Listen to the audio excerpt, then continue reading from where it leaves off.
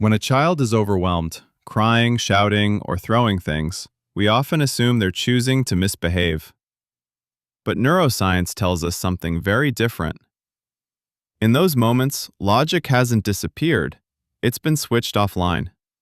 When emotions explode, the brain's emotional alarm system, the amygdala, takes over. This part of the brain is designed to protect us, but when it's highly active, the thinking parts of the brain struggle to come online. That's why telling a child to calm down often doesn't work. The brain simply isn't ready yet. In 2007, neuroscientist Matthew Lieberman and his research team discovered something powerful. Using brain imaging, they found that when people put their feelings into words, like saying, "I feel frustrated," the brain actually changes. Activity in the amygdala, the brain's emotional alarm, decreases. At the same time, activity increases in the thinking brain, the parts responsible for language, reasoning, and self-control.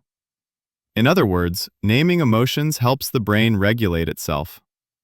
This is why emotional labeling is so powerful for children.